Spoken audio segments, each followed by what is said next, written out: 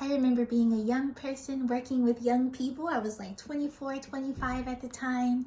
And I would say things like, you need to listen to me because I'm the adult. You need to respect me because I'm the adult.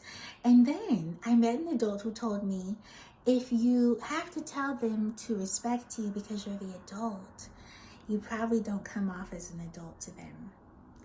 And I had to look at myself. And I was like, oh gosh. And, 24, 25, I was like, how am I going to do this? Okay. And then I had to leave that position and then go back with a little more strength. Holy Spirit sent me back to that work environment. I'm saying this to say that a lot of times as adults, we want young people to respect us, and we say things like, you need to respect me, you need to respect the space, you need to respect the people in this room. And I had a training recently with foster care youth here in the Bay Area, and this was the second of 3 trainings, and so I'm helping them on, transforming their stress response. And I did not say to them, you need to respect me. Because now I've got a decade and a few years, and that was 12 years ago, 11, 12 years ago, I used to say those things. You need to respect me, blah, blah. No, I don't say that anymore. I walk in and people choose to respect me or not. And if they choose not to respect me, then there will be certain things they experience because of their own choices. Not because of me, but because of their own choices. What I did on Saturday was I had them stand up and go stand by the door. And I expressed to them that if they're going to spectate, I want them to sit on this side of the room. Because in this circle, these are participators. These are participants, these are contributors. But you're not going to be in this circle and hold back somebody else from participating because you want to spectate. Didn't say anything about respect. Didn't say you need to respect your peers. Didn't say you need to respect this space. No. And these are foster care youth. So they've already been disrespected by the adults who are supposed to take care of them. So I don't need to talk to them about that. What I said instead was, I want you to give yourself a chance to grow.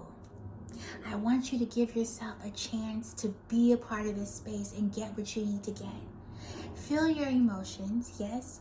Set your goal for what you're going to experience. That's it. And at the end of that training, went around the circle, said our appreciations. One of the young people said, I appreciate how serious you are about us. And I appreciated that because I was like, I want them to participate. I want to be respectful, but I want to be direct. And God is so good because I'm learning how to, refine my approach so that I can be the most effective. And that's my prayer, to be effective, to be wise, to be receptive, and to be responsive to the people in the room. Not come in there with what I think should be. So I say this to say, if you're walking into a space, this is for my service providers. If you're walking into a space, there's young people, ages 12 to 17, they're in the golden years of learning. And this is from a neurological perspective. They're in the golden years. They can capture so much information. What we tend to do as a society is say, oh, they'll figure it out. But there's no guarantee that they'll figure it out. They still need guidance. They still need attention. They still need nurturance. Maybe not the same way a 3 or a 7-year-old or even a 10-year-old would. But they still need that nurturance. They still need that attentiveness.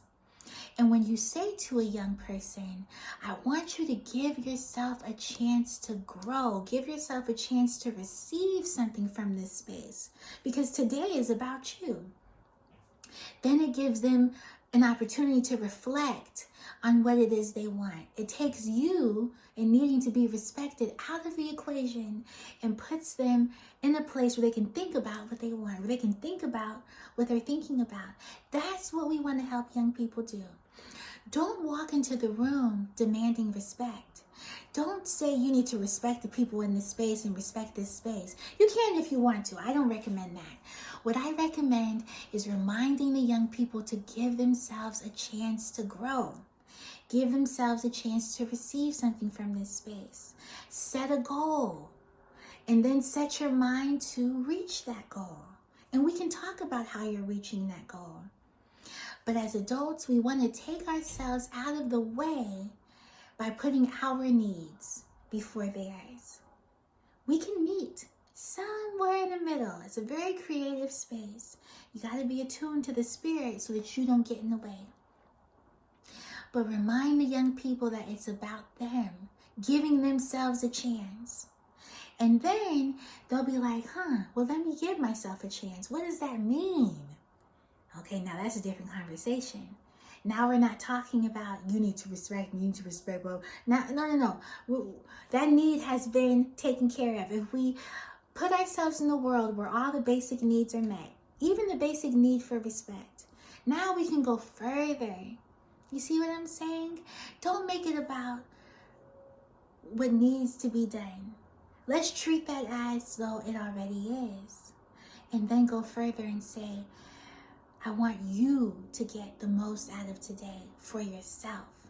Because ultimately, service provider, they're going to live their lives however they see fit. And we don't get to direct that. But what we can do is offer them a space to think about what they're thinking about. Do some activities that convey their essence and help them to reflect on who they are as people. And then set out to meet their next goal. I hope this helped you in some type of way. Help you think about what you're thinking about, what your next step is. Leave a comment below on how you help young people participate in the space. I look forward to seeing you again in the next video.